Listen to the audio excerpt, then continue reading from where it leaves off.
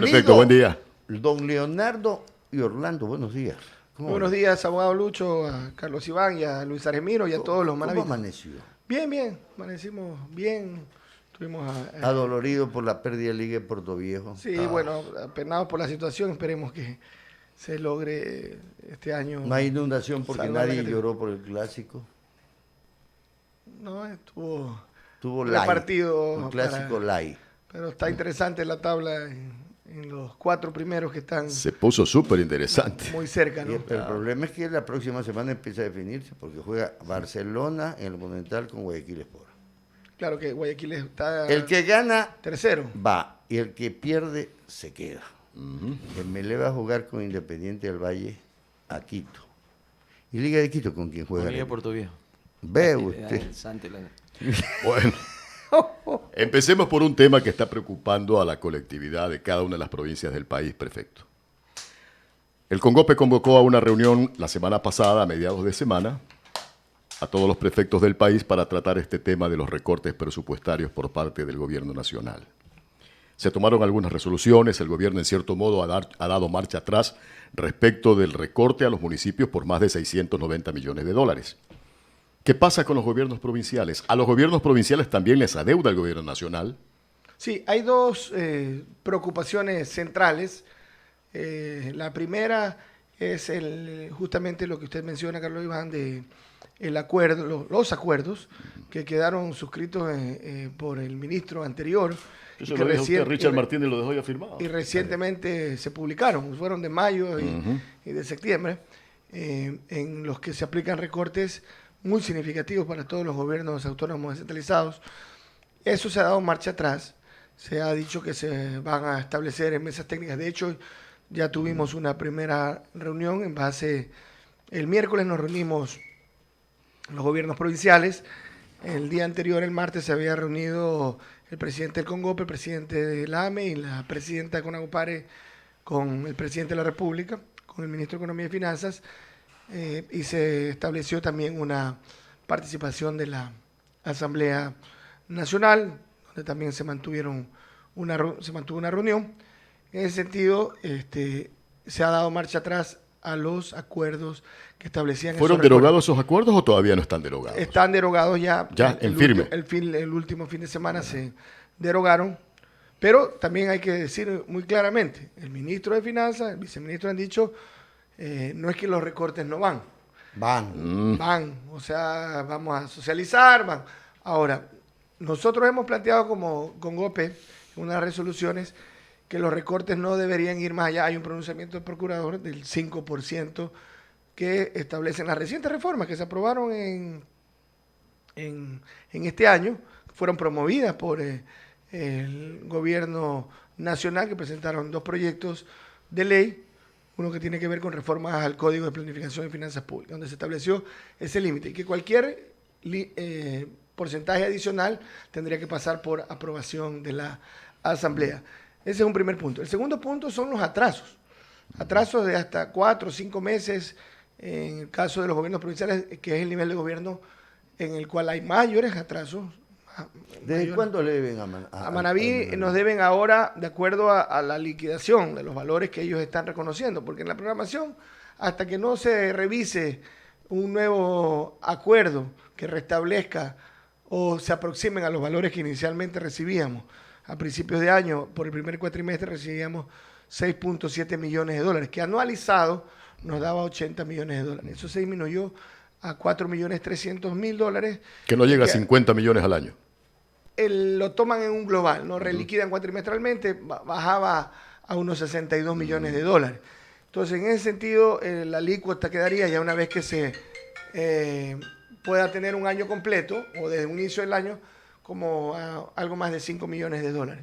Entonces, en ese sentido, nosotros, como gobiernos provinciales, hemos planteado una serie de pedidos de los recursos que se nos adeudan, que en total superan los 700 millones de dólares. A nivel de país. A nivel de gobiernos provinciales. Gobiernos provinciales, claro. Algunas centenares de millones de dólares. 1.300 millones a los municipios. Sí, en total estamos hablando de cerca de 2.000 millones de dólares. Entonces, en ese sentido, nosotros hemos planteado una reunión este miércoles. Nuevamente nos reuniremos a las 9:30 con los prefectos del país. Esperemos que esta vez estuvimos cerca de 10 prefecturas representadas personalmente, otras estuvieron conectadas virtualmente, que haya la presencia, ojalá, de la totalidad de los 23 prefectos, y se ha convocado al ministro de Economía y Finanzas.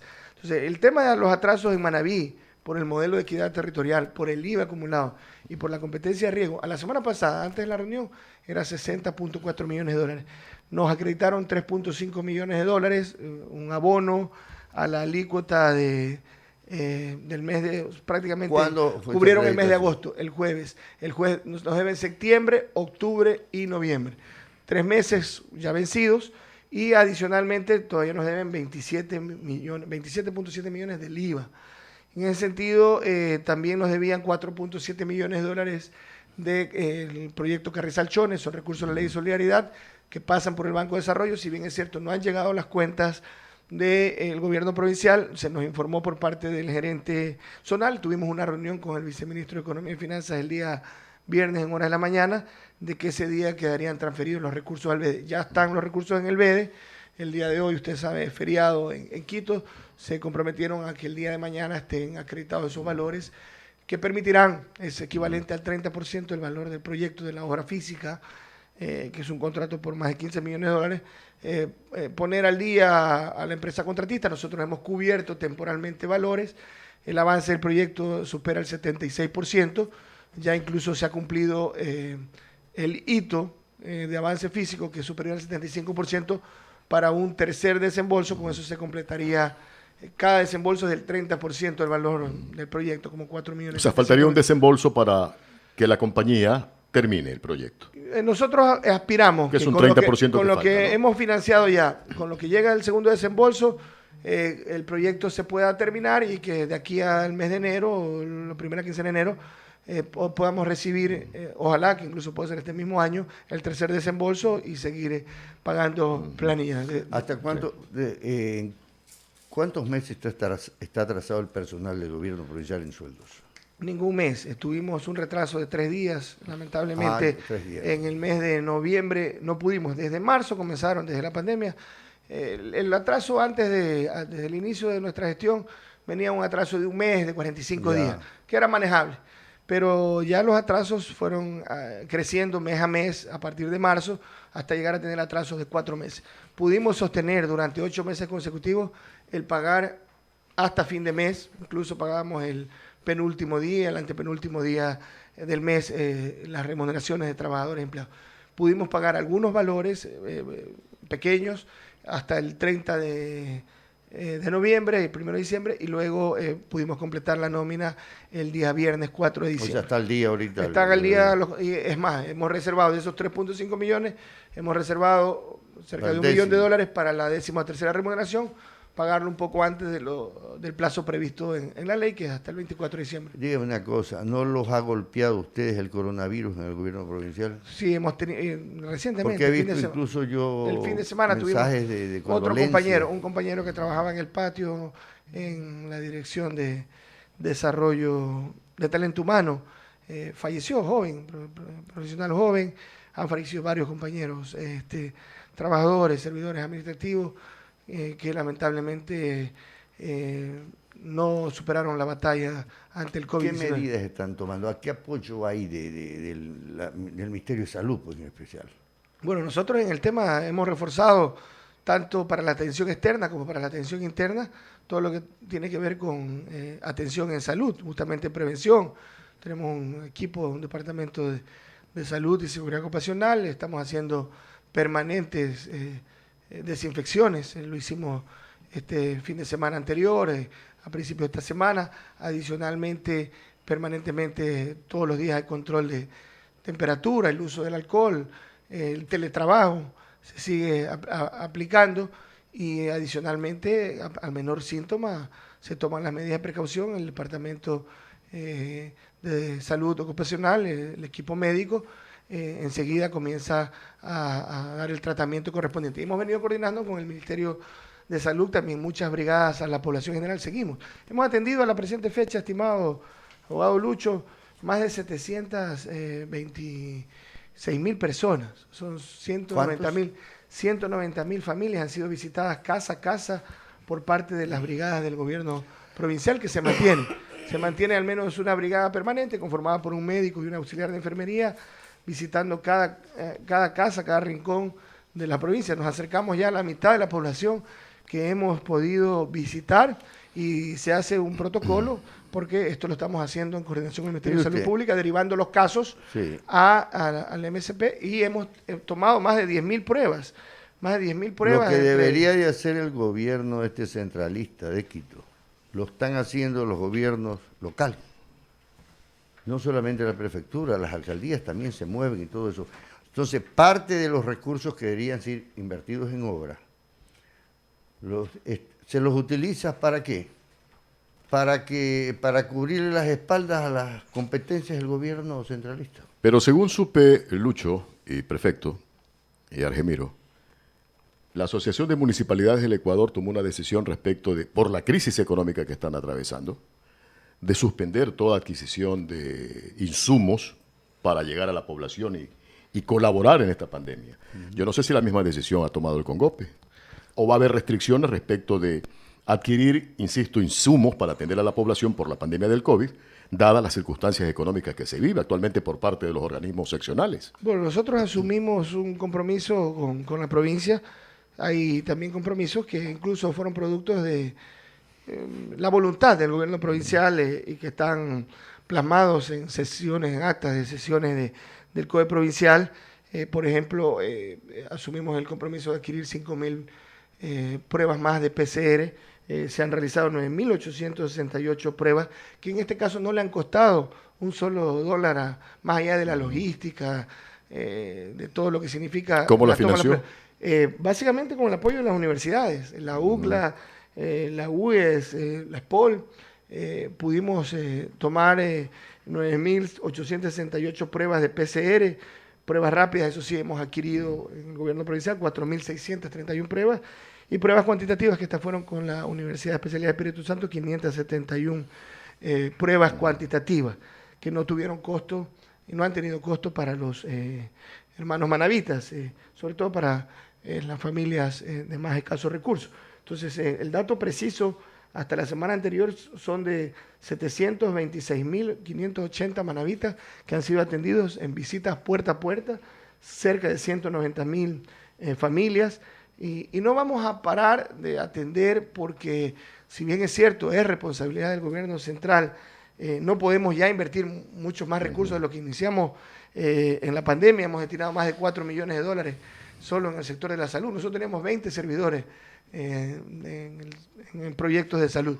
Hoy hemos llegado a tener 152 servidores, y también contratamos durante 3 meses. Ese convenio ya se llevó a feliz término y se cumplieron los objetivos.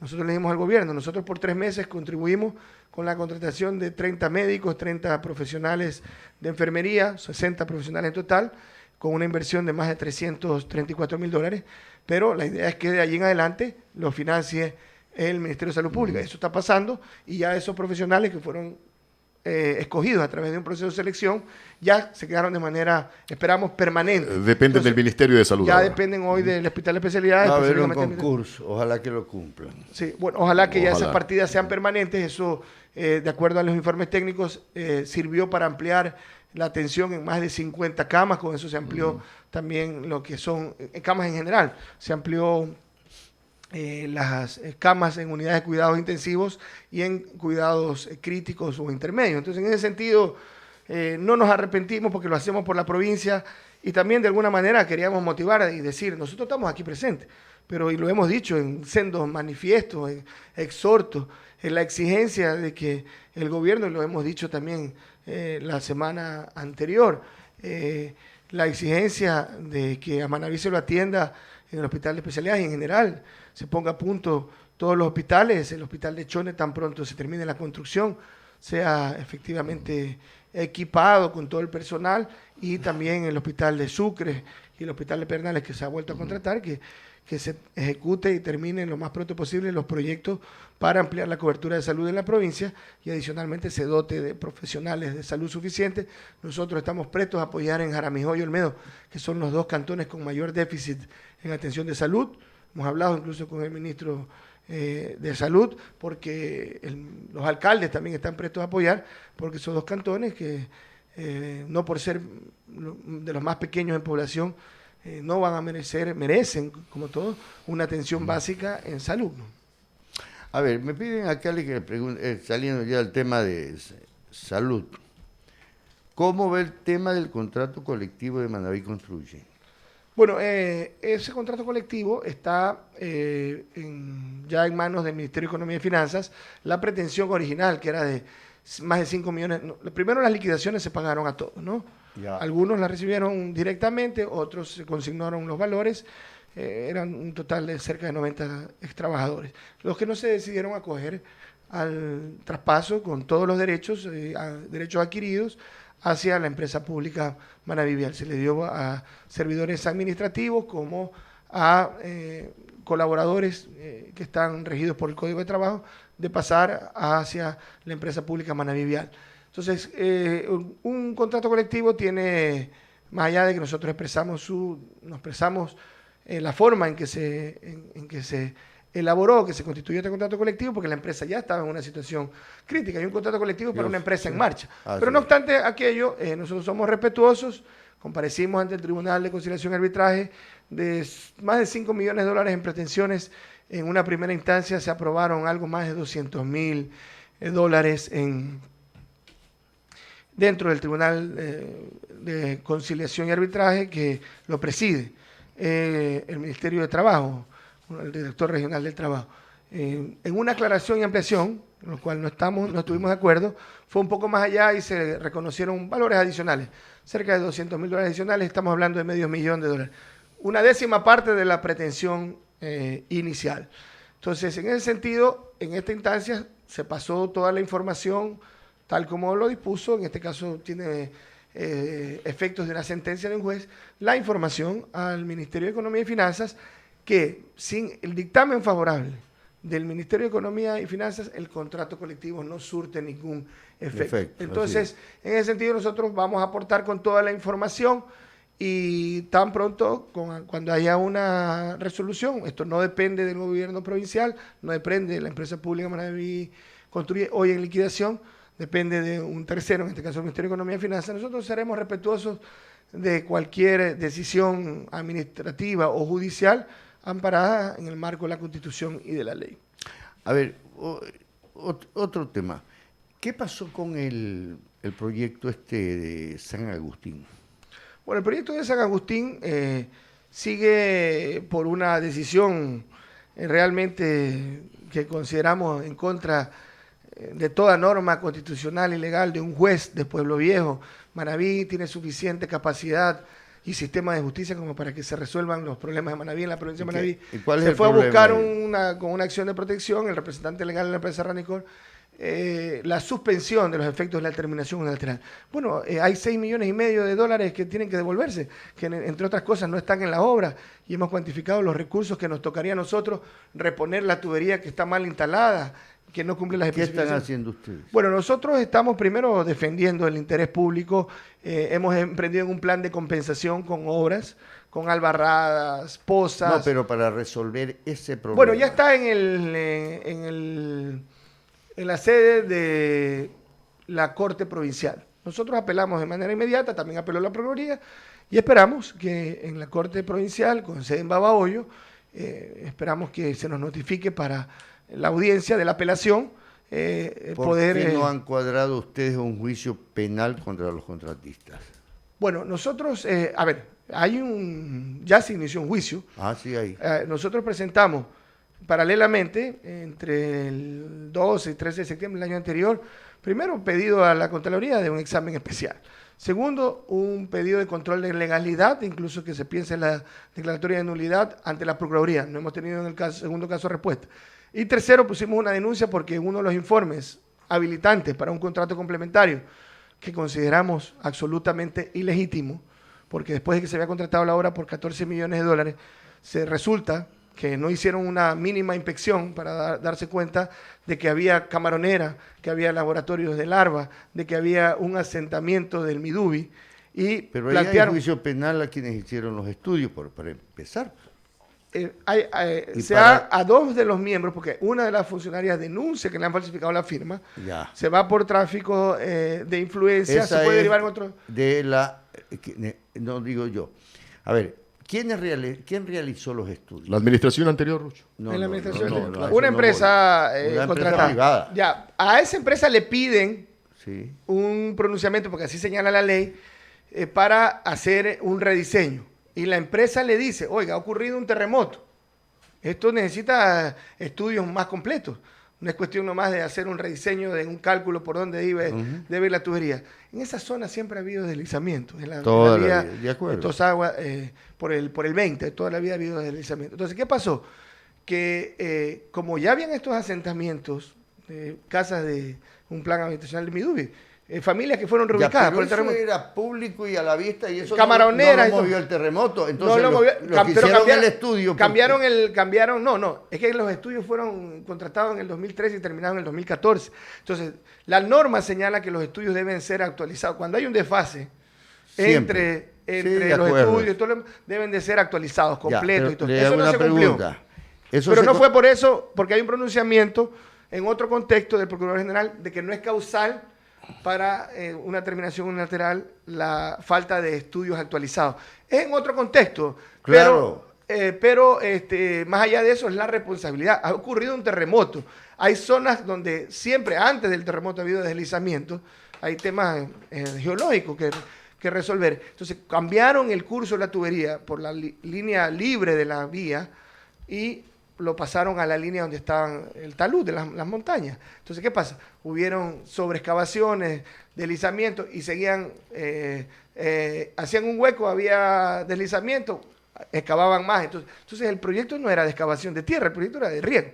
Entonces, en ese sentido, faltó rigor técnico, faltó responsabilidad y compromiso con Manaví de la anterior administración y de la contratista. Y la fiscalización también permitió todo aquello, porque permitió que se paguen rubros sin estar completos, es decir, se pagaron tuberías sin estar instaladas, se reconocieron rubros que no tuvieron las pruebas. Nosotros hicimos las pruebas ya en nuestra administración, eso nos tomó mucho tiempo, desenterrar porque no coincidían donde estaban las coordenadas de lo que decían los estudios, donde estaban físicamente las tuberías.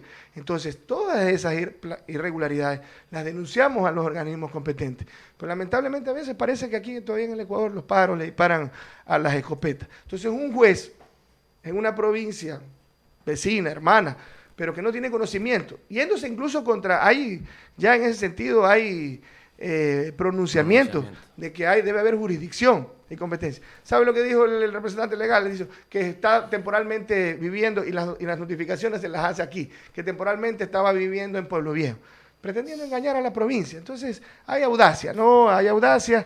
Nosotros vamos a luchar contra cualquier intento de burlar los recursos de la provincia que para nosotros son sagrados y también las instancias judiciales, los órganos de control. Está ahorita, después de que se cambiaron los equipos auditores, se suspendió la primera orden, se dio una nueva orden, se lo está llevando por parte de la Dirección Provincial de Auditoría de Pichincha, un nuevo examen especial y esperemos que se determinen los hallazgos y las responsabilidades ¿Y no que se deban había determinar? una alternativa de plantear otro recurso constitucional aquí en Puerto Viejo para darle viabilidad a las acciones del gobierno provincial?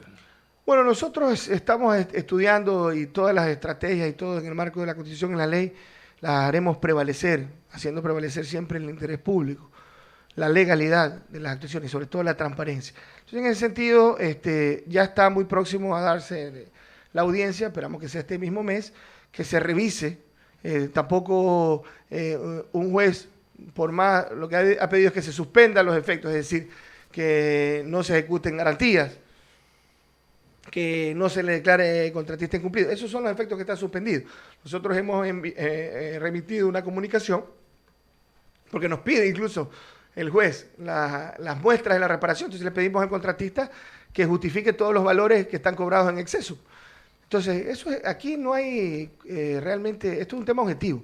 Los valores no están en las obras, Se pagaron más de 10 millones de dólares y la liquidación contante por parte de la administración. Y ahora sí, también con informes de fiscalización que tuvo que hacer, combinado por el gobierno provincial, el trabajo que debió haber hecho en la aprobación de cada planilla, la devolución de 6.5 millones de dólares. Y en eso debe centrarse más bien la disputa. Y hay una vía para ello, que es la vía contencioso administrativo. Entonces nosotros vamos a seguir defendiendo el interés que tienen estas comunidades muy pobres, muy deprimidas, de los dos cantones hermanos de Sucre y Tosagua. Perfecto. ¿Quién hizo la fiscalización de esa obra de la que usted dice? Fabres es una empresa, entiendo, de origen español, está de representantes legal, técnico, profesionales Es que de origen también cubano. españoles hay razas. Uy, Dios mío santo, puro ole, ole, ole. Ya, nos vamos a ir un corte, porque ya mismo tenemos que entrar también al tema político. Claro. Sí, señor, ya volvemos.